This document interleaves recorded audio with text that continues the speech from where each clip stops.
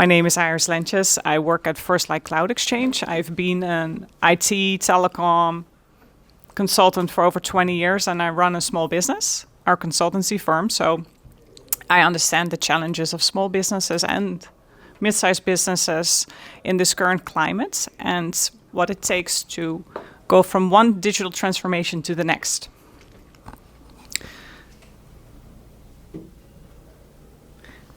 As Shara was explaining, this is going to be an interactive workshop. In front of you, there's a sheet.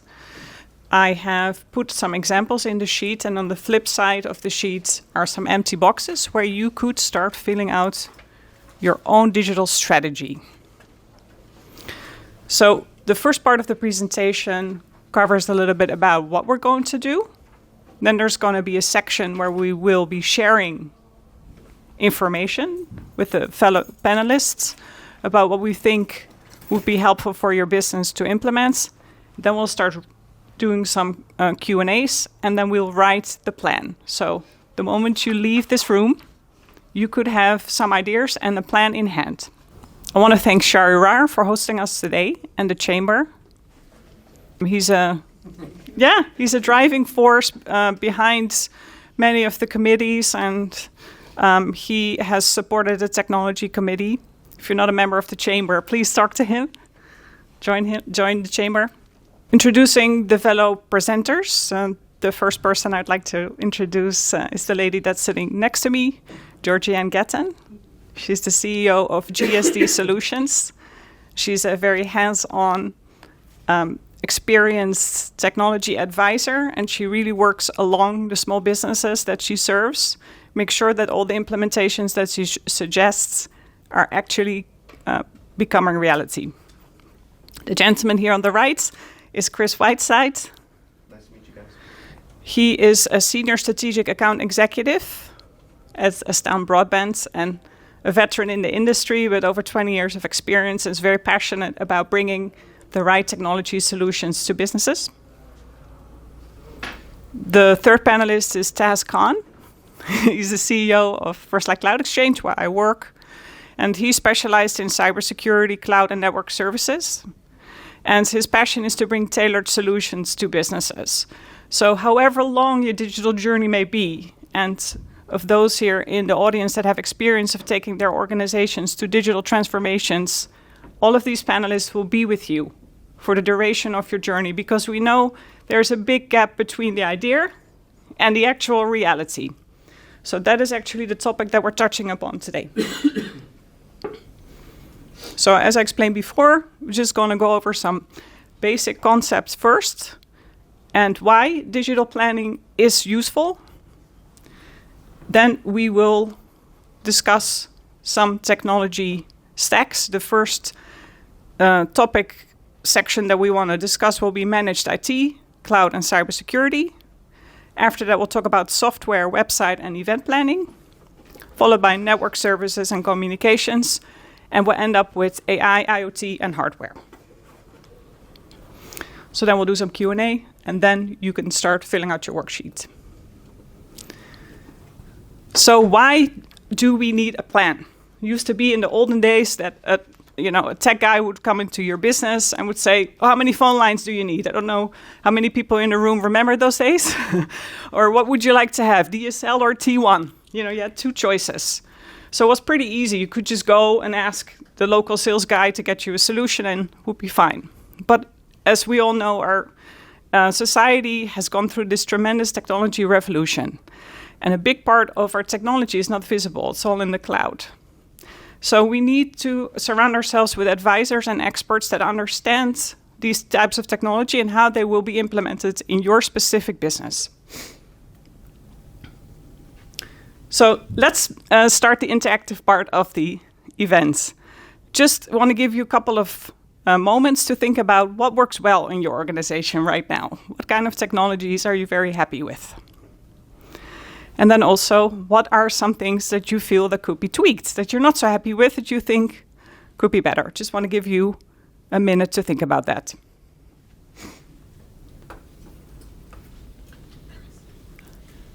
Great. I hope that reflection was helpful. So now let's dive into the differences between IT and digital strategy. So an IT strategy outlines how a company can leverage technology to meet its business objectives. So it's more of a roadmap that can guide adoptions, integration, management of IT systems. So for example, if you're looking at cloud integration or network planning, right? Your LAN and your WAN, cybersecurity planning, hardware and software. So used to be that you could just go into the store, get yourself a computer or so. Now we need to have hardware lifecycle management to make sure that costs stay under control and that we replace devices in time before they break down. Same goes for cybersecurity planning, obviously. So digital strategy is more of a plan that outlines how businesses will use the digital tools. So these are the tools that we can all touch and see, mostly around marketing. So website and online presence, social media, digital marketing, e-commerce integration, and data and analytics. So these are the parts of your technology that actually are going to make something happen. Planning around that is needed as well, especially if you want to have a complicated website. Your social media strategy is a big part of what businesses do these days. So there needs to be a plan around that. And then the third term I wanted to touch upon is digital transformation. These terms are getting thrown around a lot, but what is it really? Digital transformation is the integration of digital technologies in all areas of your business. Now, in the last year or so, we've seen this boom around AI, and this has brought this idea very much at the forefront of most business owners' minds. Like, how can I integrate this piece of technology and transform my business? So that's what digital transformation is all about. This is something that really can be seen in cloud, AI, IoT, process optimization, and a culture of innovation. So I'm here to advocate for small businesses because the culture of innovation tends to be embraced by large enterprises and mid-sized businesses, but small businesses often do not know the power that technology can have and how it can transform their business. And Georgianne, hopefully you can touch on that deeply, because in my 20 years of doing this, the customers that we work with, that we could really assist, have grown tremendously. I cannot give out their names because I want to keep that private for them, but I have clients that have been with us for more than 20 years who've really been able to grow their business because they aligned the technology with the business processes that they had in mind. And with the software that we have right now, and with cloud and globalization, there are many options that businesses have, also small businesses, to grow. So some statistics that sort of support what I just said.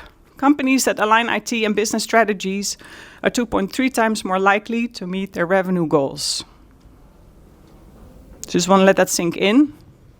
Companies that align IT and business strategies are 2.3 times more likely to meet their revenue goals. And if you have a goal, you're more likely to actually meet it. So just want to take a quick look at the sheet that is in front of you. And the first column of the sheet would be business goals. So we're going to ask you throughout this presentation to formulate 3 important goals that your business currently has that you think that technology could be in aid of.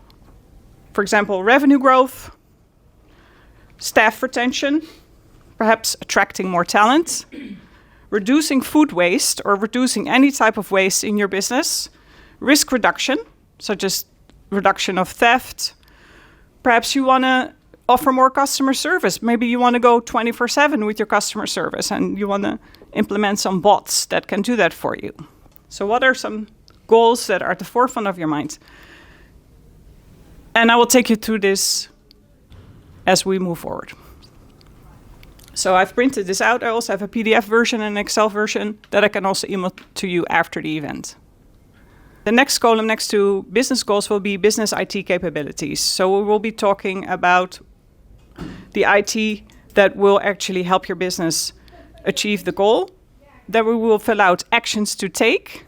And then what will it take to actually get you to your end goal? So your HR budget, how many hours of manpower would be required, how much time will this project take, and what will be your financial investment. So you have a clear idea of time, financial investments, and HR investments. And then at the bottom, we will write down some enabling changes and initiatives. So who in your team do you need to engage to make sure that this project gets implemented? And what are the key dependencies? So you have some clarity around that. And some metrics, obviously, we're going to write down. Let's say you want to reduce staff retention by 10%. That would be your metric. I would like to have a staff retention of 10%. Or food waste. I want to have 10% less food waste. If you write down your objective, you can then align the IT around it. So now I'm going to give you a couple of secrets of the trade. I really want to empower you to write this plan for yourself. So when you're selecting technology, what is it that I think you should be looking at? Number one would be usability and experience. So there's lots of technology out there that looks really great, shiny, gimmicky. We see the demo, it's wonderful. But we have to ask ourselves the question, is it going to be easy to use for everybody in my organization? You know who's in your organization. Is it going to be something that everybody will be able to implement, or at least the people that you are looking to that should be using this technology can implement? So in this slide, I have included an image of a desire path where you see a fence and then the desire path around it, because we've seen that a lot in organizations, that there's a shadow IT, that's a term, where staff find way around technology that doesn't work.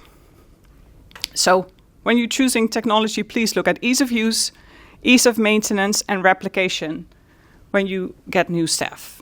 And this is where working with your team of advisors can be helpful. Because what the job of your advisor would be, and I also would say once you select an advisor, make sure that this person is in your corner and will actually tell you what is doable for your organization and what is not. So this is one of the things you can vet vendors around. Ask them if they really understand if this type of technology will work for your organization. I've already spoken about this a little bit, knowing the goal, empowerment. So what is it that you're trying to achieve with this technology? I've included an image of a store that is completely digitized. So if that is your 3-year goal, to completely digitize your store, then write that down for yourself. Talk to your vendors about it. Say, I really want to make sure that I have the most optimized store in the entire neighborhood. I would like to have Wi-Fi for all of my guests. I'd like to have check-in. I would like to have biometric security. If you have the goal, you can talk to your vendors and you can actually demand that they will help you in getting these things achieved. Now, the dark side of this is if businesses fail to plan, statistics unfortunately show us over and over again that IT projects do fail. This is not something that people publicize, but 14% of IT projects fail outright and 30% get canceled before they deliver anything because the people do not end up using what was required. So there can be a disparity between the executive team and the users, or the executive team gets lost somewhere along the way. So again, this is where you can keep your advisors and the people that you work with and your vendors accountable. You need to take me from A to B in 6 months, and you need to help us make sure that this gets implemented. So just wanted to include this slide to show why we think this happens. Is because due to communication gaps. So this first image would be how the customer explained what they needed. And then we see images of how everybody within the project thought that they should implement this solution. So give yourself the time. Give yourself time. If you don't know something, say, I don't know, help me. Find the vendors that can give you the answers. You deserve the best technology for your business. So give yourself the title of Chief Digital Officer, or appoint somebody in your organization to be the Chief Digital Officer. Research shows that people that take ownership of processes are more likely to succeed. So somebody in company needs to take ownership of the digital transformation processes. So interactive part again, just want to invite you again to do some thinking, Janousian thinking. Want to invite you to name one digital or IT victory or success within your organization that you had in the last 5 years. So what type of technology did you implement it and you were really happy with?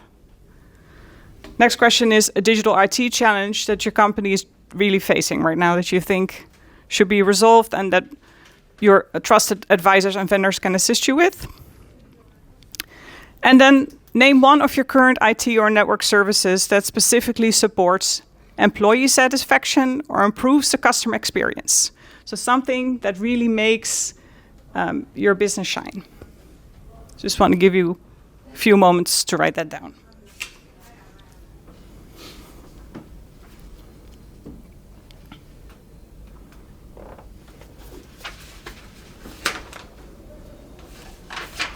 So one digital IT victory that you've had within the last 5 years. One digital IT challenge your company is facing. And one piece of technology that you feel really supports your employees or improves the customer experience.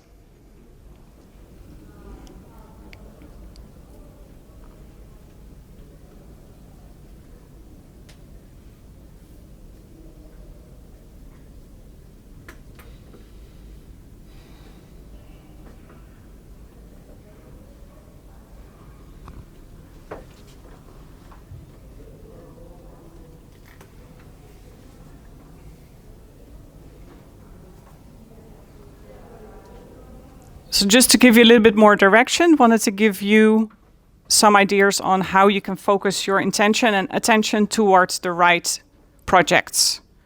This is the system of smart planning that we are using with our clients. When we're writing down those 3 goals, the solutions that we're looking for should be smart. S is specific, M is for measurable, A is for attainable, R for relevant, and T is for time-bound. For example, specific. My customers have been complaining that they can't reach me after 6 o'clock. I need to have some sort of a solution there. What am I going to do?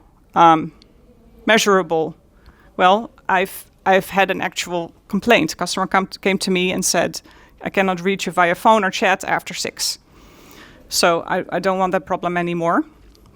Attainable. Well, there's chatbots that we could have. We could set up voicemail. I'm just coming with really simple examples here, but if there's no voicemail and that's something that you need to have, you need to set that up. Voicemail, chatbots, maybe you want to do something else, but there are solutions. Relevance. I don't want any customer complaints, so this is something I could implement. Time bound. How much time does it take for me to get a chatbot going? Or a voicemail setup. Voicemail I can set up probably within under a day. Chatbot will take me a little bit longer.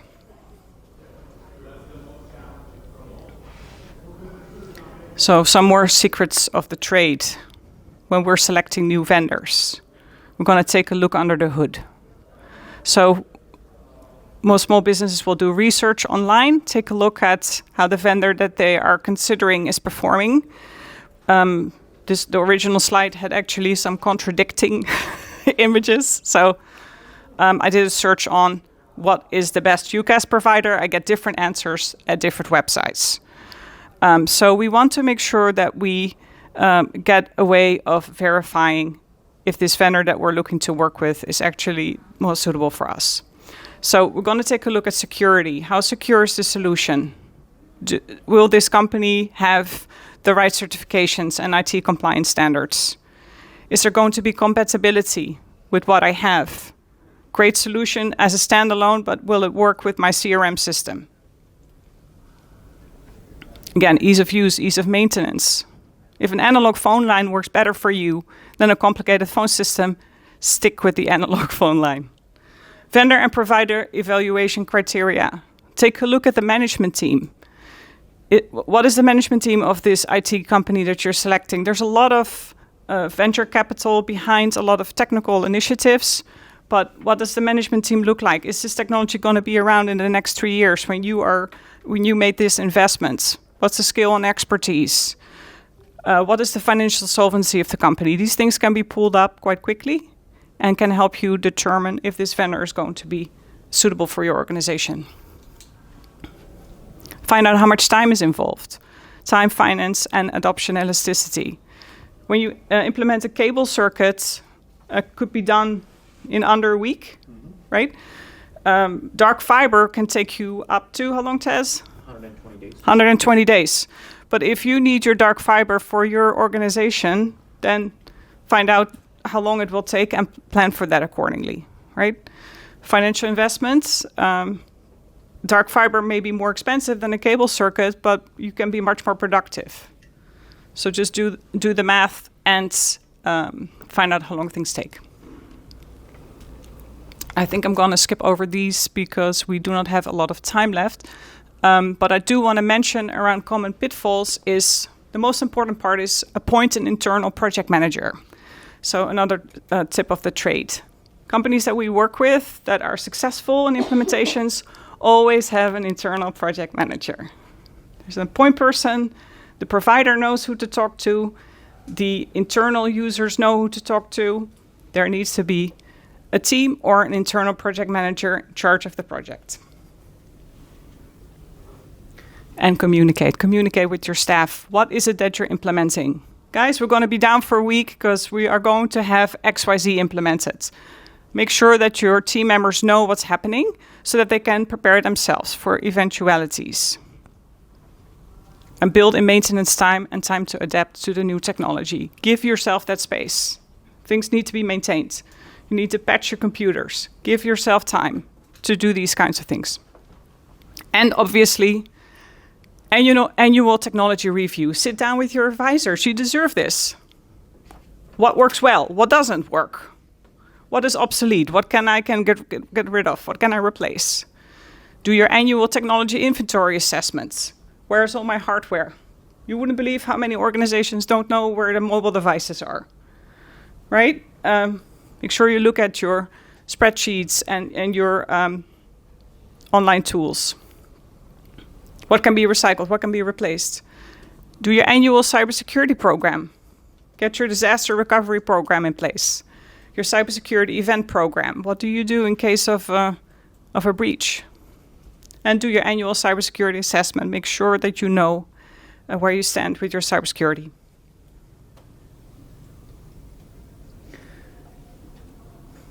I want to do this later.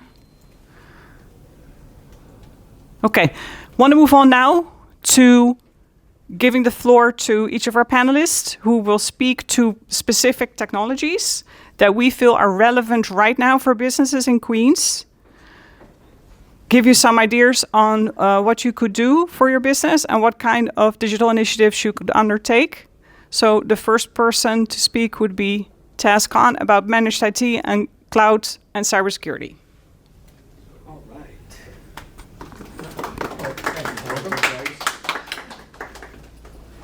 Can I bring this over there so I can look at it and cheat a little bit? Yes. Thank you. Appreciate it, guys. Wait for you to sit down. You know, I'm a C student. I'm a C and D student. If I let him do it, then I can do it. Yeah, that's true. C Daisy. Come on, go away. Good morning. My name is Taz Khan. I'm with First Light Cloud Exchange. Excuse me. So thank you very much for coming out here and making it into this event. Hopefully you're going to walk out of here with a lot of information that you can immediately use. I'm going to particularly talk about managed IT and cybersecurity. So what's the idea of managed IT? It's basically to protect your business, protect all your assets, making sure that everybody's secured, all the individuals, all their profile, all the data that you're transmitting and receiving, they're all fully secured and you're in compliance with the government. Doesn't matter what kind of business you are, you fall under some sort of compliance criteria. So it's our goal to bring to your attention what's available out there. So Manage IT is to create a cohesive IT ecosystem so everything runs smoothly.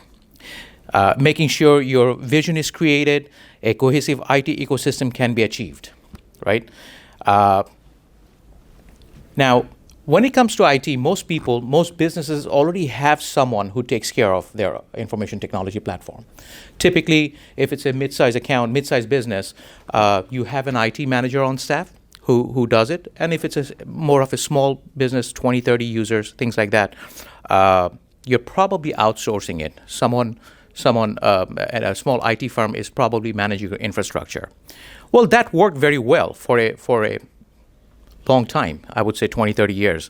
But times are changing. There's a lot of threat actors out there that are always looking to infiltrate your environment and extract your information and hold you for ransom. I'm sure you all know about this. You have heard of it. And say in this environment, having an IT consultant who works 9 to 5 or maybe 9 to 9 and not on the weekends, it may not be the most optimal way to go about it, go about protecting your environment. Would you agree? Right? So that's where managed IT should be done by a company that is managing your environment 24/7, 365. That's where you want to align yourself with a company that has a security operations center or SOC. Those security operations centers are typically manned by 30, 40 engineers that are working 24/7, 365. Anytime there's a problem that happens, they can catch it in real time, right? You may have if you do not work with a SOC provider, you may have a firewall, you may have some software, but they're really not enough to actually protect your environment.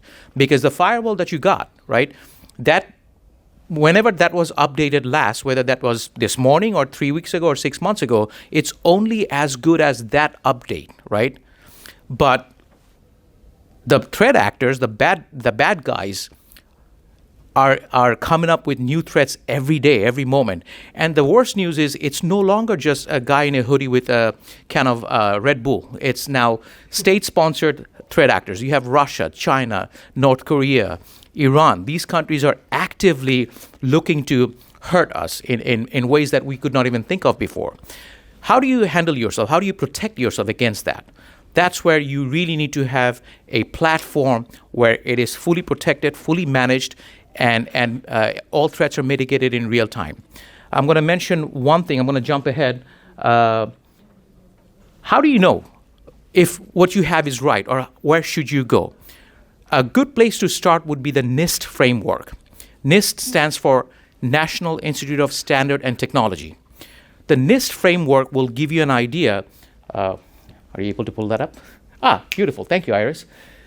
So that's the NIST framework. That comes from I don't know if it's part of the government, but it is the most recognized standard and most accepted standard in cybersecurity and managed IT. First, you got to detect, protect, identify, recover, respond. You got to have all these aspects taken care of, covered, and in operation. This will also give you the governance, basically, because most businesses fall under some sort of compliance requirement. If you're a financial business, if you're a healthcare, education, doesn't matter, logistics, manufacturing, food distributor, wholesale, nonprofit, you all fall under HIPAA, PCI, FedRAMP, StateRAMP, many different compliances. Now, when I talk to a lot of customers, and if I'm going too fast, please stop me. When I talk to a lot of customers, they say, well, I have Cisco, and I have this and that and the other. I'm compliant. Well, even anyone can understand that the compliance does not come from a hardware. Compliance comes from a service provider, where that service provider is compliant with all their offerings, and you, by accepting or using those services, you're compliant, right? So the NIST framework, if you apply that, where you implement solutions that detects, protects, identify, recover, and respond, you're also getting your HIPAA compliance, your NIST, PCI, GDPR, all those compliances included. All right, I know I'm talking too much, so I'm just going to speed up a bit. When it comes to managed IT, again, there's two companies I want to. We work with 400 different vendors. We have solutions for pretty much all size of businesses. However, two particular companies we want to mention is Ansero and Centurion Managed IT. Ansero is a company that typically takes care of mid to large size businesses where there's a lot of complicated requirements. You have your software, hardware, and you want those different types of software, different types of environment talking to each other. Ansero is a company that will do that full integration. They will take care of you A to Z. Centurion Managed IT mostly caters to SMB side of the business. They will provide fully managed IT platform. They will come in, they will install your basic firewall, all the endpoint management for all your computers, desktop, laptop, mobile devices, making sure all the firmware upgrades are done in real time. And anytime there's any problem, Centurion does a really good job. Both of them offer full network management, cybersecurity management, quality assurance and continuity management, remote IT management, etc., etc. You know what I'm talking about here. Only difference is Ansero really works very well for mid to large size accounts. If you do not have a fully managed platform today, you can expect, being fully transparent here, you can expect to increase your cost by about double because they're going to take everything away from your hand. It's all on them. They offer fully managed 24/7, 365 platform. So the cost is going to go up a bit just to set your expectation properly.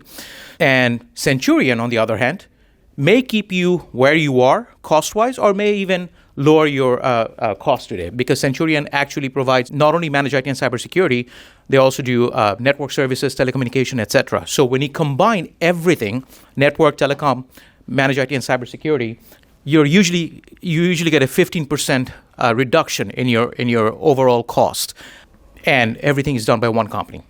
Cybersecurity. Let's talk about cybersecurity a little bit. So most people think that managed IT includes cybersecurity. While it does do that, cybersecurity is actually completely a different beast, right? IT is what you have on-prem, your firewall, your Wi-Fi, your switch, your computers, and computer protection, etc. Cybersecurity is all the data that you're transmitting over these infrastructure, everything that's coming in and out. That needs separate protection, and that definitely needs to be done by a SOC. No IT person, an IT consultant, if they offer you cybersecurity, they can, but it's not a full 360 coverage. There's a lot of gaps there. For cybersecurity, you really should consider an MSSP, which stands for Managed Security Service Provider. Okay, so that's a. These are a couple of cybersecurity companies that are really, really good in the marketplace. CyberMax, eCentire, Thrive, and Vertec. These companies cater to everyone from U.S. government. Thrive is a company that does majority of the hospitals, the universities, all of Wall Street, trading house, stock market, all of that. They take care of them. So the point I'm trying to make here with Thrive is not that they're very expensive, but they are fully capable of protecting the things that we hold dear most in our country, money and information. Thrive is a great company that can take care of your business very well. Vertec is a company that I really like. Vertec is a Microsoft specialist. Microsoft used to be, and I'm going a little off track here, and this is the last thing I'll say. Microsoft used to be like a Toyota Corolla, right? It works well, it works okay. Yeah, it's not that exciting, it's not that sexy, it's okay. Well, today, Microsoft is Mercedes-Benz. They have developed over the course of last 15 years an incredible cybersecurity platform. So, depending on what level of license you have on your Office 365, Microsoft comes with different features, Entra, Defender, Intune, etc. When you turn them on, you can create a very, very solid cybersecurity platform. And Vertec does a very good job at that. eCentire, CyberMax. CyberMax is a company you want to really know of in case you, God forbid, in case you get hit by ransomware. If you get hit by ransomware, you're in trouble. Now, we represent 400 different carriers. 399 of them will say, if you call them, if you got hit by ransomware, they'll say, well, I can help you. Do you have backup? If you don't have backup, I don't know how to help you. Cybermax is a company that'll say, I got your back. Don't worry about it. I'll come over. I'll take care of you. They'll send out a team of Green Beret. They will start negotiating with the bad guys. How do you even do that? You know what happens when you get hit by ransomware? They'll ask for, I don't know, $250,000, depending on how much money you got. And they know how much money you got in your bank. They know how much your business is worth. They'll ask for an amount that they know you can afford and you will pay because you cannot not to. Right. So they'll say $250,000, right? And they'll say, you have to pay me in Bitcoin. Do you have a Bitcoin account? You don't. Can you set up a Bitcoin account? It'll take you about a week to set that up and transfer money, et cetera, et cetera. Cybermax will come in. Cybermax will start negotiating with those guys already. And they will start cleaning up on the background. So you'll end up paying $50,000. I'm not saying you're not going to pay. You're going to pay, okay? Instead of paying $250,000, you're going to get a $50,000 ransomware payment. You will make that payment. You'll get all your assets back. They'll clean up and they'll close all the back doors. So anyway, so there's many different options available. I know I'm over my time, so that's about it. Just want to include how long it takes. Oh, yes.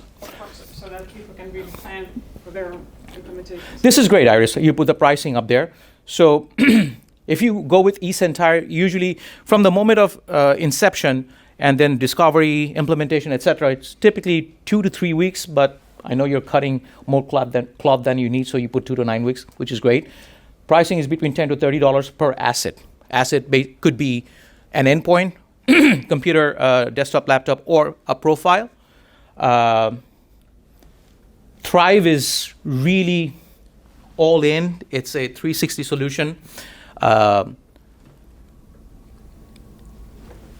Yeah, you need multiple different packages. It's a bit pricey, but with Thrive, you're fully protected. You got nothing to worry about. You'll get cybersecurity insurance. Once the insurance providers see Thrive, they'll give you great coverage at a lower cost.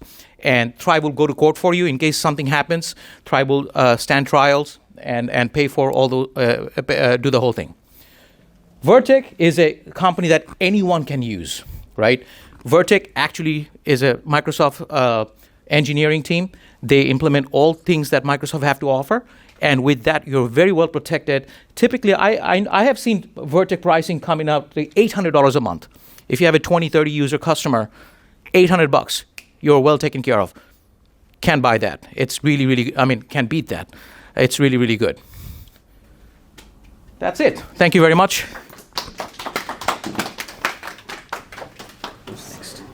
I am next.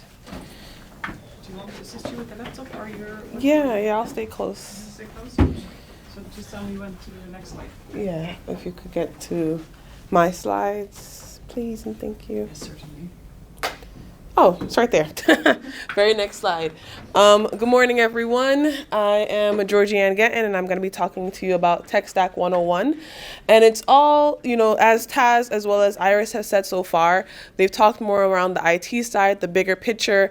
And now you have all your devices, you have cybersecurity. Now you're browsing the web and you need additional services, right? Software as a service, right? That's what SaaS stands for. And that's going to be what is mostly in your digital tech stack when you're on the web. I want to start off with this quote that I always like to say, right? It's from my book. It says, don't wait for life to force you to make a change. Make that change consciously and on your own time. And that's what Taz was just mentioning, right? Don't wait until you have the $250,000 ransom to say, oh, I think I need some cybersecurity before you actually start doing it. So be proactive, right? Proactive IT, proactive cybersecurity, proactive building of your tech stack is going to help you a lot down the line, and you don't even realize until a lot after. For example, I know a couple years ago, this happened to me. It wasn't a ransomware attack, but they took down my whole entire website, and I had a bunch of other client websites on my server, and it was just a bunch of I don't even know what language it was. It was like Asian text. I don't know if it was Japanese. I don't know what it was, but I had to spend. And at that time, my business was a lot younger, so it was definitely a steep, but I had to spend about $5,000 to get this fixed. And at that time, I'm just like, oh my gosh, what do I do? But when I decided to subscribe to a software that would support, right, it's a website, malware website, that was only $600 a year. So by paying $600 a year, and if I had done that step one, I wouldn't have had to pay $5,000 one time because I needed it fixed and I needed it fixed fast. So make the change before you need it. All right, so we're going to start off with what is a tech stack. So a tech stack is a set of tools and technology. So that looks like your apps, software, platforms, coding languages that your company uses to do business operations. So this is from day to day. So this could look like your CRM, your operations tools, right? And it helps to maintain the products as well as monitor your metrics. So this could be your website, your hosting, and I think I have that in a couple slides. So, and why is it important? So let's talk a little bit about why is having a good tech stack important. It increases efficiency. So like we heard from Iris earlier, a lot of times the way that you might get the tool versus the way your team uses the tool is completely different. I know a lot of companies that are subscribed to things like huge CRMs, like maybe they're subscribed to Salesforce, but they actually just need a spreadsheet. They just actually need a spreadsheet or a classic Rolodex on the table. And folks want to be innovative and using a new technology. Right now, what's hot? Everyone's talking about AI this, AI that. And do you have your data organized to be talking about AI? Because if it doesn't have the right data, then you're just wasting money. You're subscribed to this thing, you're never using it, and then it'll be, you'll see these sales, especially I think around like Black Friday time. This is when it really gets hot. A lot of software, first month $1, the next month 50% off, or 1 year subscription 50% off, and then you subscribe. I know so many clients that I work with, they subscribe to this thing from an AppSumo or a Nacho, or there's a bunch of different platforms out there, and they're like, I'll use it later. We'll figure it out. This is a great deal. They never end up using it because they don't need it. It was never meant to be a part of their tech stack to begin with, right? So you want to make sure your tech stack is set up to maximize productivity and efficiency. And and a key thing before I move on from here is your tech stack will evolve, right? What I started using my tech stack when I first started my business is completely different from what I use today. So tools will change, times will change, what's available will change, even the platforms that you are currently using. Taz just mentioned Microsoft, right? Before it was the Corolla, now it's a Mercedes-Benz. And that's gonna keep happening sometimes. And if we think back, right, I have a really good example. About 15 to 20 years ago, would you ever have gotten like a T-Mobile plan? T-Mobile was one of the worst carriers, right? Would you have even a Domino's pizza? Absolutely not. But now T-Mobile and Domino's are dominating in their respective markets, even beyond like the Verizons and the Sprints. And it's because they took time, they upgraded, they changed, they transformed. And now folks that would have been never touching T-Mobile are actively looking to work with T-Mobile. They have one of the broadest networks across the country. So your tech stack will evolve, it'll change, it'll grow, but you have to have someone responsible for taking a look at it. If you're a super small business, I highly recommend taking a look at your tech stack every quarter, at least twice a year, but ideally every quarter. You may no longer need a tool. And if you have someone that is, your managed IT provider, sometimes they could help you and assist you with that as well. All right, so some areas that should be a part of your tech stack is your operations. What are you using for your day-to-day operations? Do you have a task management tool, right? One of the ones that I love to use is ClickUp. Do you have financial tools? Do you have Bill.com? Do you have QuickBooks? Do you have both, right? There's a lot of times where people have duplicate platforms, two platforms that do the same exact thing. Marketing, right? The marketing, customer relations, and sales, those are one of the ones that change the fastest. So who here, if you could just raise your hand, has a Zoom account? Who here has your emails on G Suite? All right, so I saw some of the same hands went up. And who here has their emails on Microsoft 365? So all three of those platforms have a video conferencing tool and a scheduling tool. So if you're paying for all three, do you need all three, right? And I had some people raise their hands for Microsoft, Google, and Zoom, right? And so, or even Calendly. Does anybody have Calendly in here? Or another, two hands, okay. So what's ending up happening is when people got Calendly, maybe I think they're about 10 years old, maybe a little less than that. When people got Calendly, it was because it was more efficient to schedule your meetings with people, right? And they said, we need this tool. Our scheduling tools, like we could just coordinate and need an assistant. Calendly outsourced that. Now, fast forward 2025, Zoom has their embedded scheduling tool that you can use there. Google, embedded scheduling tool. Teams, embedded scheduling tool. So do you really still need to be paying your 16 or 30 or however large your team is for Calendly accounts? Some may need it, some others may not, right? So you have to really evaluate these tools if frequently to say, oh, this tool now has upgraded. I don't need these two. I just need this one, and it does everything that I need it to do. Service, task management, and even custom platforms that you might have, right? So it's essential to have your tech stack and tracking it. How do you rate, and if anybody can answer real quick, and Iris, just give me a flag if I'm going over time too much. How do you currently track your tech tools that you use? Anybody want to answer that? How do you currently track them? Where do you put it? Excel. So you have an Excel form. When was the last time you looked at that Excel form? Well, I just launched my business like Okay. 3 months ago. All right. So okay. You're first in. You're still in Q1. Anyone else? How are you? Are you tracking them at all? When we Just pay in the my bill. head. It's in my head when we pay the bill. When you pay the bill, like, oh, crap. And it's always like afterwards. It's like, oh, why is this $1,200 charge in my account? It's that thing that I didn't use the last 12 months, and you're trying to message customer support. Can we delete this? Can you refund me? They're like, no refunds. And then you spend another year trying to figure out if you're going to use it, and then you get the bill again. And they're like, dang it, I didn't use it. I still, so if you're not already tracking it on our website, and I'll send Iris the link because I believe we're sending out the presentation, we have a Google template, right? So a Google Sheets template, you could download it as an Excel, and it's called a tech stack tracker. So what it does, you put in all of your information of the platforms that you have. It's going to take a little while, so you can either outsource this or do it yourself. And we help customers do this. Identify every single software you have. How often is it billed?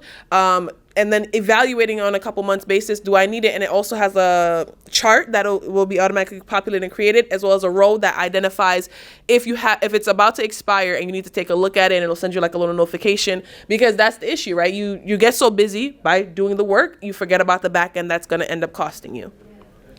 So for my company, this is or tech stack, right? And it's constantly evolving. Even since I made this presentation, some of the stuff we no longer use. HelloSign was bought by Dropbox Sign. G Suite is now doing a lot of this stuff. Zoom, and we had Calendly and Google Meet. I just prefer Zoom over Google Meet, right? So a lot of these things are constantly evolving. We swapped out MailChimp for Kit.com. So every time it is currently changing, and you have to be mindful of that.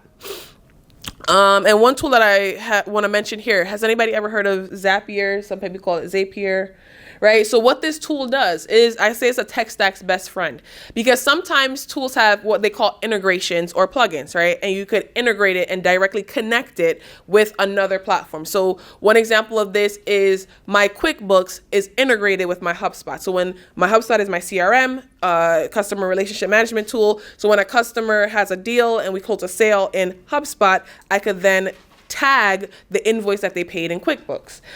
So that's one thing that's already created. But what if that integration was not already existing, right? So tools are coming up each day, they're transforming, they're upgrading. So Zapier allows you to connect tools by using their backend API that are not already connected. So the easy way to think of that is, it's not already connected, you want it to be connected to do an automation, right? And automations are so key and essential nowadays to make sure that you are not overwhelming yourself with doing repetitive tasks. So this helps you to create automations that if this thing happens, then this other thing will automatically happen right after. Go ahead. So if you were to use Zapier, would you have to subscribe to it forever to have that automation? So they have a freemium plan, and freemium means it starts out as free and then it'll start charging. And so depending on what platforms you're trying to connect, there's a significant amount that's in the free plan, right? And it gives you, I think, about 100 zaps. That's what they call it. So every time the transaction happens, it's a zap, and it'll give you like 100 zaps to start. If it has to happen more than 100 times, then you could upgrade slowly. Okay, I want 1,000 zaps a month. I want 10,000 zaps, and you would have to be subscribed to it for as long as you want to have the zap working. But again, the benefit of this thing is, if people in a lot of brands, they leverage what they see on Zapier, and they realize, oh, there's 20,000 of our customers having a Zap that connects QuickBooks and HubSpot. Then they slowly start building relationships between QuickBooks and HubSpot, and then they create an integration that's now native. Because a lot of times we may want to connect tools that are not connected, but it may be just like 5 people that are doing it. So the companies, they don't want to invest the time to make that. But once they see hundreds of thousands, and then it'll automatically become an integration, and then you won't need to subscribe to Zapier for that specific thing. The platform will already have it.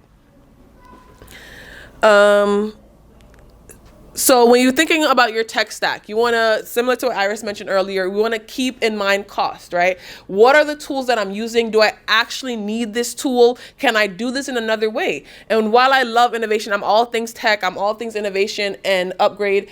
Sometimes you don't need to upgrade, right? And I know peer pressure, so-and-so has the coolest apps and they're subscribed to this tool and everybody's on that platform. You may not need it. Everyone's on Slack, but you have a smaller team and Google Meet has been working fine for you. Google Chat has been working fine. Do not upgrade, right? You don't need that other tool, so be aware of that. You might also come in at a discount and then the normal price kicks in. Be mindful of that. Platforms are always updating their pricing. Even just the other day, Canva, one of really popular platform, tried to upgrade their pricing. Everyone kind of had a fit. They put the price back down, but things are constantly changing, and being mindful. Integrations, right? What exists? What doesn't? What do you need to have? And if you're going to be using 2 tools, do they integrate smoothly with each other, or are you going to now have to do a lot of manual tasks in between? Because sometimes Zapier doesn't even have it yet. So you have to consider that. Does this integrate with what I already have so it can make a seamless workflow for myself and my team? What type of tech support is offered? Do you have to DIY it? Do you have to call your IT person? Do you have to call a tech advisory like GSD Solutions? Do you have to just, go on YouTube for hours? How do you solve this problem if there's an issue with this platform? Are there training guides and features and capacities? So thinking through, how will this make my work truly smoother, truly flow better, is the key thing you need to think about when building your tech stack. Not just on what's hot, what's cool, what's happening right now, but will it work for me, my business, and what I want to do to grow?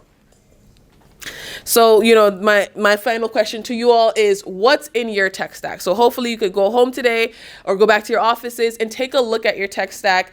It is a little tedious, but once you do it the first time, going back in and updating it is a lot easier. And like I said, we have a template on our website on GSD Solutions. And then I will pass it over to my colleague, Chris. Okay, all right, great, thank you. Nice job. All right. Sure. Thanks. Welcome, everybody. Thank you so much for coming in today. I'm going to talk to you about, in another metaphor, people have been talking about Toyotas and Mercedes. I'm going to talk to you about the road, or the highway that you're actually on. So my name is Chris Whiteside. I work for a company called Astound Business Solutions. We are a fiber and telecommunications provider. So we offer a lot of the foundation that your technology is going to ride on, which is the cable service, internet service, telephone system that you might use, a lot of that, just that down on the ground kind of technology. So we are a national provider. Does anybody remember Con Ed for power? You used to pay Con Edison bill, right? So Con Edison did have a fiber network as well, and we bought that network. We were then called RCN for a number of years. We did get bought out by a company called Stone Peak Partners, and they kind of wrapped us together with a few other companies. So now we're a national provider. But we happen to be we are the 6th largest cable provider in the United States. So I'm going to talk to you about some IT trends that we see. I mean, we've talked a lot about, and Taz and everyone did a great job talking about some of the trends that are out there. I'm going to try to add a little bit more color to it for you. Let me get my cheat sheet here, because I know that, all right. So the first, of course, we talked about cybersecurity. I think this is important. If you don't have a cybersecurity plan, you need one. SMBs are more, they have a higher threat, right? Because they don't have the staff. They're targeted much more frequently. And because they're targeted, they also have a higher instance of going out of business if they're affected by a ransomware. And I think the stat says 60% of SMBs go out of business as a result of a ransomware attack. So very, very important for you to shore that up. And to George Ann's point, do it before you need it. Digital transformation. really, that's using the tools and applications that are available to you to level set or put you in the same arena as some of the bigger players. As a small business, you can compete against the larger companies because you have a lot of applications and tools available to you. AI, data analytics, they all help you drive your message. Then we talk about business continuity and disaster recovery, and that's really where my specialty is, because anybody that has unplanned downtime, there are lots of statistics that talk about how quickly a business fails if they are out of connection or don't have a connection for a period of time. So you want to make sure that you have a lot of technology to build continuity and resiliency into your business. Hybrid workforces. COVID was really the one that drove 97% of companies to come up with some sort of a hybrid environment. And if you have a remote business, small, medium-sized business, a hybrid workforce might not just be working from home. It might be, outsourcing call center, having your IT team centrally located so that they can support many locations. So it's important for you to have the technology that can support a hybrid workforce. And then we talk about talent shortages in IT. I can't tell you how many times we talk to businesses and they don't have the staff or they don't have the access to put together these solutions that we're offering them, and that's where Taz and his company comes in and tries to help out with that. So I'm going to pause there. Does anybody have any questions? Because I know that we're just kind of shooting a lot of information at you, but I don't know if anybody has any questions. All right. So this is just a little bit about data networking. Does everybody have a firm understanding of how data networking works? I know you do because you're managing for your IT. Well, maybe I'll skip over this, but really we talk about that highway. The infrastructure, of course, is the physical components of that network. Data packets is really what's traversing that network for you. So that could be your emails, it could be a stream. All of those are packetized and sent over that network. There are protocols, of course, that are the rules. So we have voice over IP for phone systems. That is a protocol. We have TCP/IP, which is a data protocol. We have a lot of different languages that the network speaks, and you want to make sure that you have the right technology or the right languages for the solution you're putting forth. IP address, of course, is just like a home address. It lets the network know where your business is, so that way your data gets to your location. And then, of course, bandwidth and latency. This is a very important component of any networking environment, because bandwidth is how much throughput that you can send over a network, and then latency is how long does it take it to traverse. So just a couple of examples of where latency might affect an application. If you're using a voice over IP platform or using a digitized voice platform, if you have high latency, you're going to have a very poor voice experience. If you've been on a Zoom call and you see it pixelating, that's because latency is being introduced into that connection. You could fix it with bandwidth, but these are things that an ISP can come in, evaluate your network, and then help you mitigate. So these slides are a little bit out of order for me, but we're going to talk about unified communications. Unified communications is really just taking all the different ways that you communicate with your customers today and putting it into a single pane of glass or a single platform.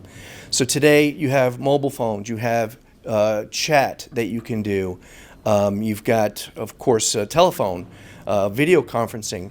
All of these ways to communicate with your customers and internally are integrated into one platform.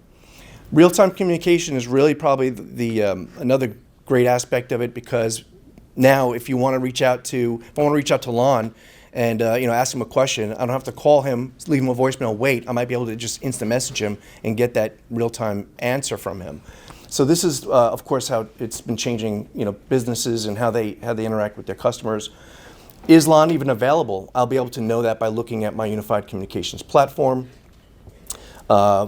Voice over IP, we kind of talked a little bit about that. Voice over IP over a hosted phone, over a PBX system.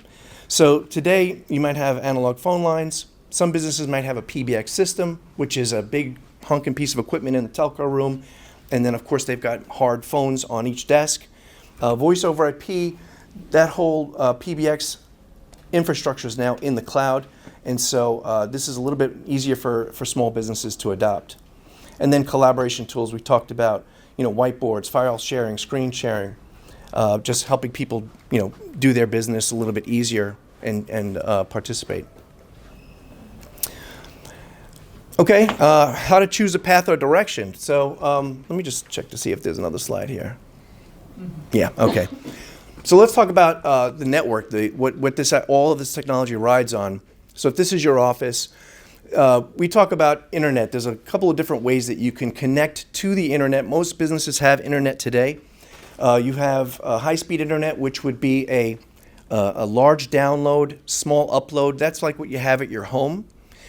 The challenge with that is that it doesn't have any protections. If it goes down, the provider might say, yeah, we'll be out there tomorrow or 2 days from today. Your business might be able to survive that much downtime. So this might not be a good choice. It could be good for you, but you really have to ask yourself questions about what is it that you're trying to accomplish, who are you trying to serve. So we'll talk about some of these others. Business class internet is a symmetrical internet connection. It gives you the same speed down and the same speed up.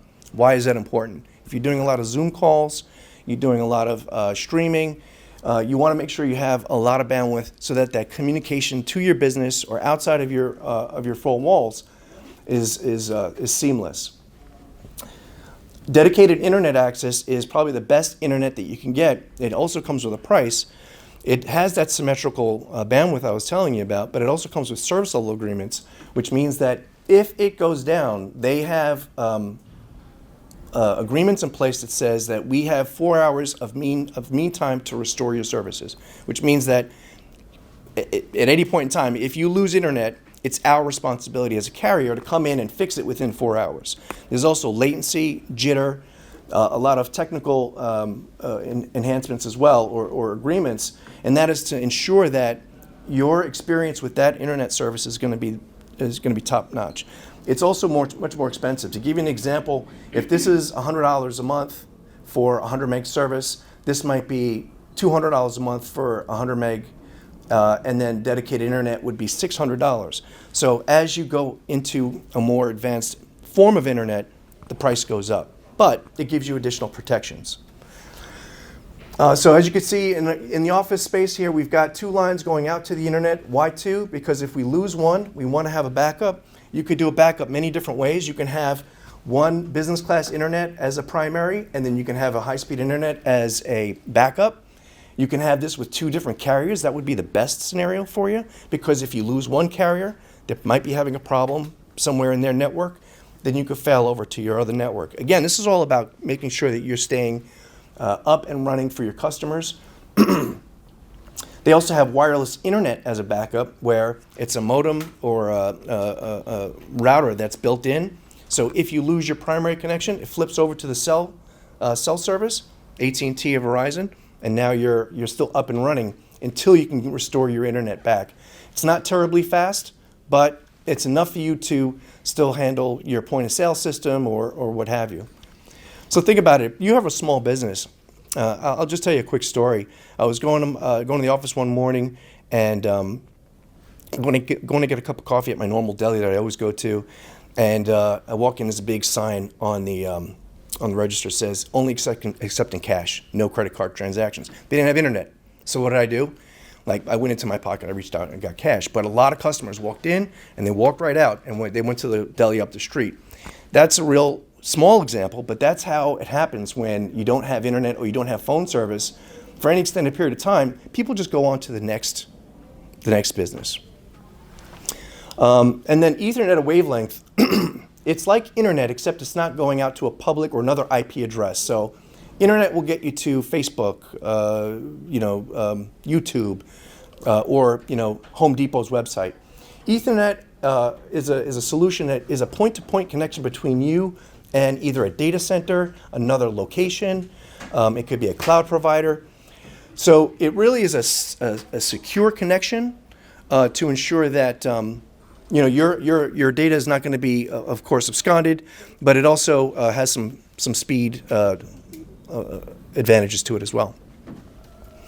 Talking about data center and networking and cloud networking, a lot of the things you talked about tech stack, gone are the days where you have to have servers on site. Servers would be where you store your mail application or your spreadsheets. You can move all of that out to Amazon Web or to Azure and or to a data center, and you can get direct connections to those applications. There are advanced solutions that can be layered on top of this as well. SD-WAN is a device that you could put on site that not only manages some of the cybersecurity, but it also helps you with overloading your network. There are managed security, managed LAN, managed routers. These are all things that carriers will provide, but they're not the end all. I don't suggest that. I mean, I haven't sold much of this because customers generally go to an ISP or an MSP to get these services because they have a more holistic approach to the security of your business. Me, most of my customers, I sell them this stuff. So voice solutions, we talked a little bit about this, but unified communications is hosted voice. It has video and audio conferencing embedded in that. It also works well with mobility or with cell phones. So now you can be out of the office and people call your desk phone. It rings your cell phone. They don't know that you're on your cell phone. You can transfer calls from your cell phone. It's almost like you have a full-fledged desk phone in your pocket. But this is a very neat way that customers are using the technology. Most of this stuff does integrate with a CRM. So, if a customer calls you, it might bring it up on your CRM saying, hey, this is Jane Doe, and she's been a customer of yours for 5 years. Now, when you answer the phone, you're a little bit more educated. Cloud Contact Center is a way for companies to add revenue or inject revenue in parts of their business they didn't have once before. I sell this a lot to higher education because for them, taking a student from when they first click on the website to explore the college all the way to they graduate and they become alumni, capturing that revenue stream throughout their life cycle is what a cloud contact center does. And it's as a service. It's part of the tech stack. It comes with a price, but a lot of these companies, or these schools, they see the value in it because it drives revenue for them. And a UCaaS solution, a voice solution like this, it starts off with 5 users, but it supports 5,000, so it's extremely scalable, and you can adopt it for your business. Okay, I'm going to get away from that. The only last thing I'm going to do is this. So, I think Georgianne had a quote. This is a quote that I share with my customers too. With a checkbook and a sense of humor, we'll solve any business problem you have, which is true, right? But do you need the Mercedes? Can you get by with a Toyota? And that's where you got to ask yourself the serious questions about, like, all right, what type of business do I have? Who am I serving? How critical is it? If it's a pizza shop, do I really need internet? Yeah, you do, but could you survive a couple of hours without it? Absolutely. But you want to maybe care for how to protect yourself. What role does technology play in your organization? We talked about what is the tolerance for outages. What is your reliance on applications? If I was using a lot of the applications that Georgianne was talking about, internet would be critical to me. I'd need to make sure I had a backup, and that's where that checkbook and a sense of humor comes in. I can't not be without internet. What kind of data are you transmitting, storing? Are you dealing with medical records? Are you dealing with financial? Are you a mortgage house and you're dealing with financial records, social security numbers? All those things, if you are dealing with that, you don't want to be on a public internet. You might need something dedicated to protect you and protect your clients. But these are things that you talk about with your MSP, your ISP. Even the carriers will tell you, they'll steer you in the right direction. And then what is your technical aptitude? Be honest, because there's a lot of moving parts here. There's a lot of pieces to this puzzle. And if you don't have the staff for it, or you can't afford the staff today, but it's part of the plan, you reach out and you get help because you got help available to you. And then I always present my customers with a budget of what's good, better, and best. Based on what you told me, Mr. Customer, here's what's a good or a starting point. Here's better, but this is the best. And then they help them figure out which is the route they want to take. So that's a little bit about networking. I know I went kind of fast, but did anybody have any questions? Did I lose everybody in that conversation? No, right? Hopefully I tried to bring it down. But that's all. I'm not going to go through the rest of that stuff. So, all right. Thank you.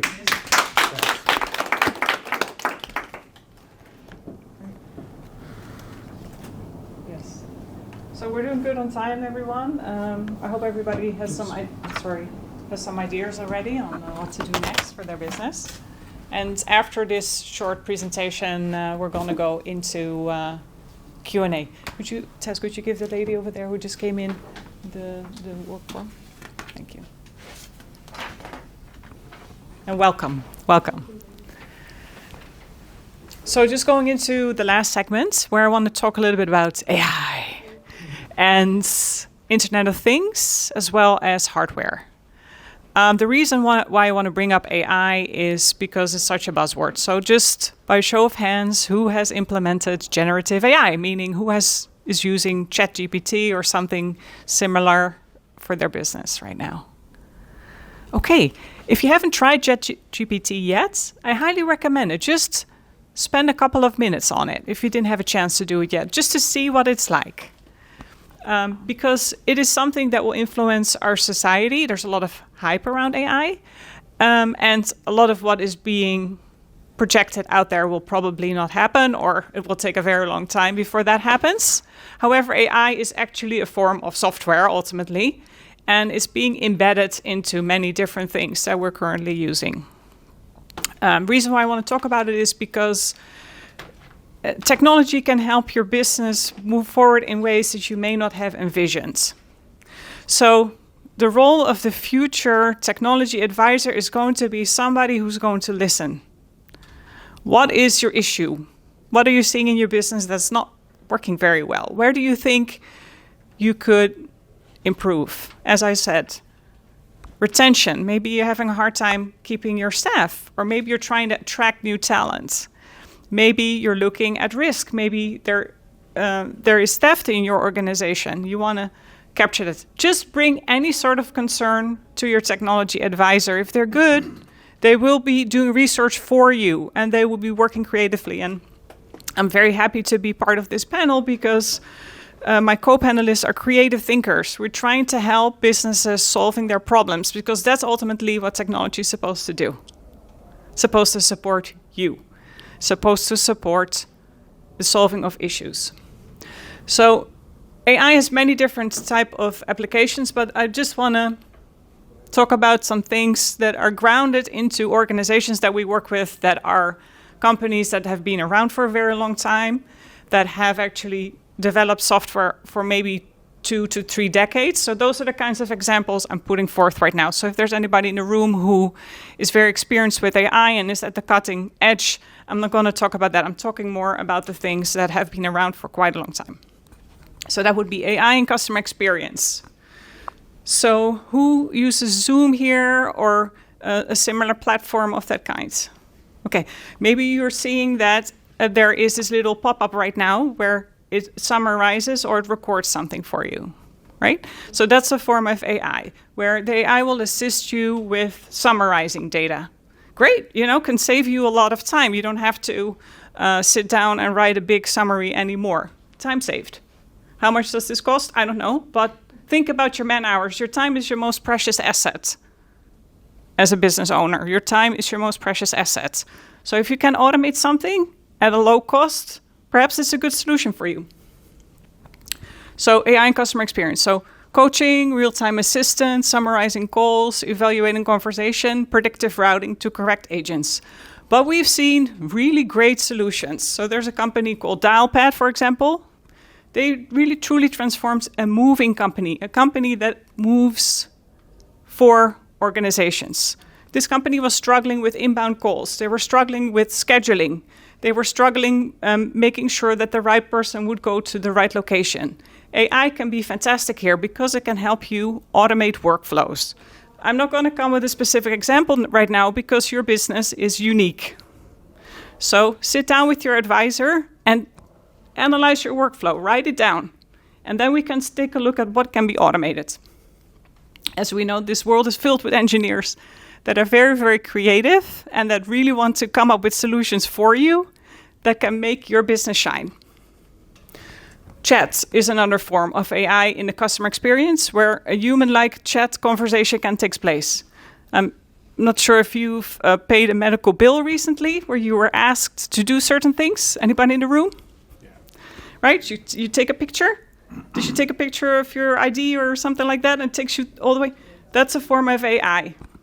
Now let's say that's your company. You can automate the entire billing departments if you wanted to. If you're a small business owner and you're looking to scale, this is a fantastic solution because you do not have to invest in the man hours and you can accept bills 24/7.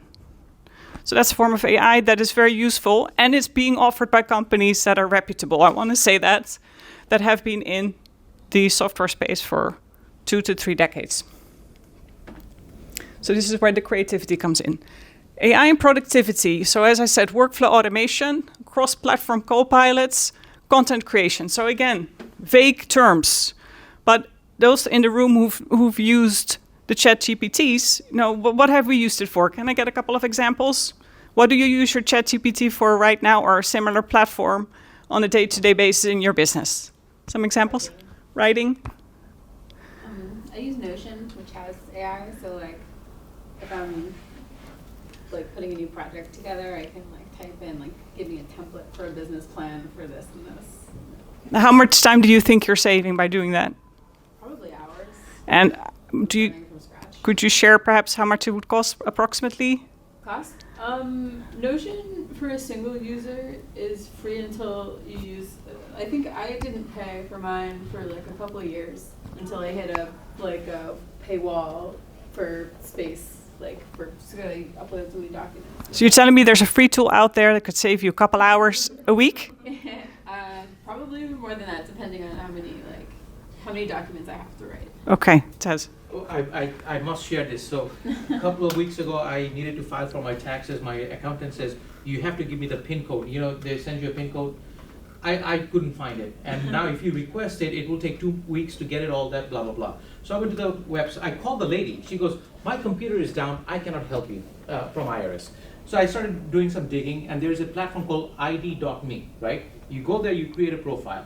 Then it says, take a picture of your driver's license, front and back. You take the picture, they submit. Then they say, hold the phone in front of your face, and they take a live picture of your face. They say, yeah, you're the right person. Here's your PIN number. This whole process, it was fantastic. That's what the power of AI, that eliminated so much frustration, so much waste of time. Right, so I don't want to overpromise here, you know what I mean? But if you're a small business and you're looking to scale and you're thinking, should I get that extra staff member? Maybe you don't need it anymore, yes? No, I was going to say, the way I use it on a daily basis is I type in the customer that I want to sell to. I downloaded all of my sell sheets that I have of all the products that I sell. And then I say, help me sell this product to this customer. I put their website in, and then I want to target this person. Here's their LinkedIn address. And it starts to craft. I mean, this used to take me hours to do, all this research. I could prepare for the call, and I sounded relevant, and I talked to customers with things that were important to them. So look, I don't want my kids using it. I tell them, look, I'm in the winter of my career. I can afford the opportunity to do this, but yeah, it saves me hours of work, and it spits out some really great content. So if you're not using it, and I pay $20 a month for my subscription, and it's worth it. So that sounds amazing. Another great example. There's lots of AI trainings out there that are low cost or free. If you want to just familiarize yourself with what's possible, just try and find a workshop specifically around this. Lots of people want to help you, lots of professionals out there. AI is now also very pervasive in physical and cybersecurity. So you may have seen an increase in phishing emails over the last year. Why? Because these are bots that are writing these emails. Maybe let that sink in. You're being attacked by robots right now. It's already happening. Okay, so what are the cybersecurity companies doing? They're also using robots. So that's where AI is also embedded. So that's why it's really, most businesses have invested in cybersecurity, as Taz said. They did a great job. But that may have been last year's cybersecurity. And unfortunately, because of AI, we now need to take a look at it again. So your digital transformation is an ongoing process because of these kinds of changes. And then I wanted to go into the Internet of Things, because that's the type of AI that I really think is great for small businesses, particularly for businesses that have a store presence or a warehouse or are in logistics and so on. Because IoT can be great in risk and waste prevention management. One of the first examples I heard of IoT was this farm where they had turkeys, a turkey farm. And turkeys would be transported from the farm to the slaughterhouse, and every single time, 1 or 2 turkeys would be lost. So it was a big mystery for the company, where are these turkeys going? So IoT, which is just a form of tracking, would start tracking what happens. And it turned out that somebody would take the turkeys. So you cannot be everywhere as a business owner. If you have a large warehouse and you have vermin traps, for example, and you have to ask a staff member to take a look at the vermin traps every single day, how many minutes out of that person's schedule? If we can put a little tracker device, I get a ping in my office, oh, that trap is filled with vermin, then the person can go in a specific manner to this trap. So apply this to your business. Where are the things that you are wasting time, where you think you could automate? This is where IoT can come in.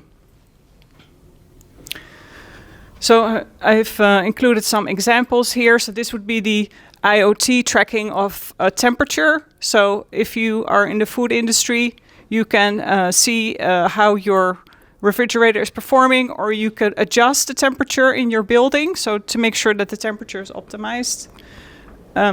This is a form of complete chat automation that was also brought into the room by our experts here just now. And we're living in an ever more connected world, so many different options are available for your business. Smart RFID tags, so track your devices, track your hospital beds, track your porta potty toilets, whatever it is that's out there in the field can be tracked right now. Smart thermostats, lighting smart waste bins.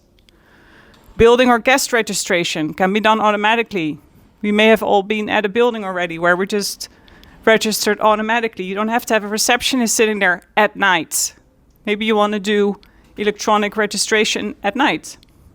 Guest Wi-Fi. Near store or in-store couponing. You're approaching the store. Hey, welcome back. We have a special offer today. Person goes in the store, inside the store. If you are deciding to get this pair of jeans, you're going to get 10% off. So there's this interaction between you and your customer. So I've done extensive research into this because I really wanted to make sure that we had an AI portfolio that really meets the grade for small businesses. So solutions that I wanted to include in this slide is Microsoft Copilot, Epic IO, Expedient, Core AI, and SJ Innovation. Microsoft Copilot because it is low cost and it can save you up to 40% on your time and back office tasks. Epic IO because they are an IoT company that really want to help small businesses in implementing these devices and making sure that they work. Expedient, this is a company who has a solution which is similar to ChatGPT, but the data is kept private and the data has guardrails, meaning not everybody in the company can access all of the data. With ChatGPT, your data will be on the internet. By the way, it's open. Core AI, this is more of an advanced investment. However, this company functions like an Alexa type of. It's a type of Alexa experience. So let's say you have a retail environment and you have a high staff turnover. This can really be a tool that can help the people in your store provide better customer care. And then I wanted to mention SJ Innovation. They're a member of the Queen's Chamber. This is a great company. They have great solutions, agentic AI solutions that are very affordable and they will really help you. They've actually implemented AI at the Queen's Chamber. So if you have the appetite for a digital project, I would ask you to consider IoT or AI, it will require man hours. It's going to require your creativity. There will be an investment, but you will be able to transform something into a digital process. Last topic I want to touch upon, I'll keep it short, is going to be hardware. So all the laptops that we have here in front of us and within your company, do you have a plan around that? Do you have a plan around purchasing your hardware? Do you have a plan around patching your hardware? Do you have a plan around decommissioning your hardware? I'm saying this because of right now of our economical situation, the cost of hardware will probably go up. We've already seen this. So what is your strategy around that? That's just my question to you. What's your strategy around your hardware procurement, maintenance, and decommissioning? Do you have a partner in this? Once your business starts growing or you have a larger business, you will start noticing that there's many different components that you'd have to keep track of. So the lifespan of a tablet or a shredder is between 2 to 10 years, but the lifespan of a Cat5 cable is 15 to 20 years. A server has a very short lifespan, 3 to 5 years. So is there somebody in your organization keeping track of this? Please keep track of it. You want to replace something before it breaks down. If your server breaks down, I don't know how many organizations here in this room have had a server that broke down in the middle of your workday. That's a very big problem. So you want to anticipate the replacement of your server. If I may add, Yeah. it takes about 2 to 3 weeks to get a new server today if you want to order one. So if you have a broken server, you're out for 3 weeks now. So our organization, obviously, we provide hardware to companies, but just in general, have a plan for yourself. Write down when you purchase something and keep track of the lifespan. So now I wanted to go into filling out the plan, but perhaps let's do a short Q&A before we do that.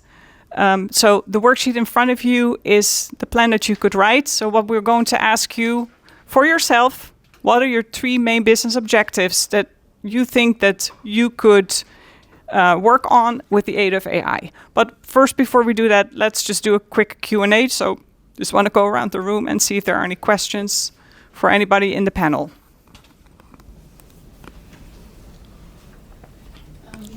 Well, I'm sort of planning ahead. My company is just me right now, so it's fine. It's like everything's in my head, and I'm just kind of trying to figure out how to grow and like bring people on. Like, how in advance do you think I should think about like planning this kind of stuff before I would like need to hire people? You know what I mean? Like right now it's just me, but I don't know, just generally. Yeah, I'll take that question.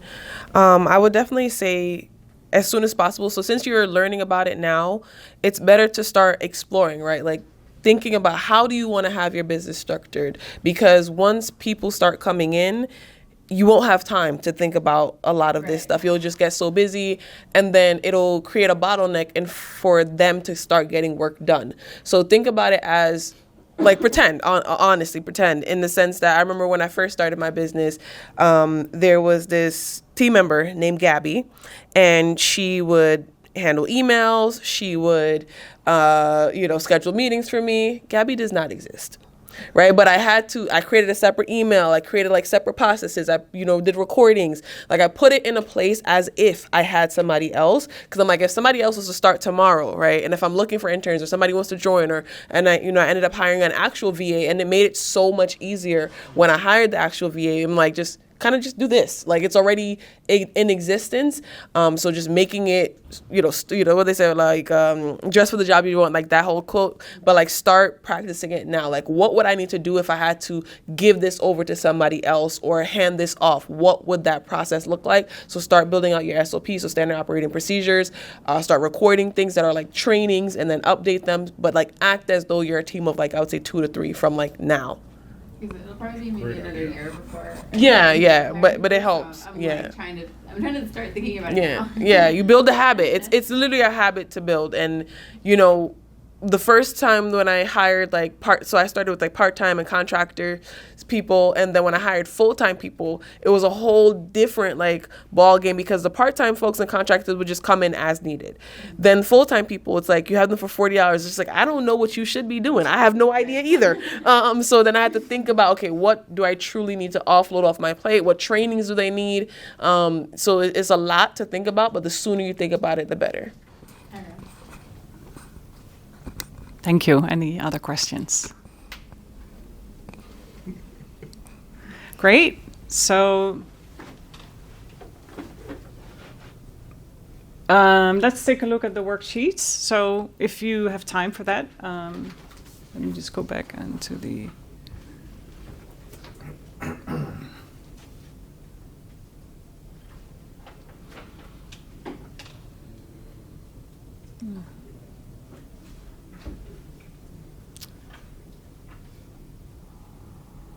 Right, so the first column would be your business goal. So what I wrote down here is gross sales increase of 5% without changing the store layout, or increase customer retention by 10% and increase repeat business.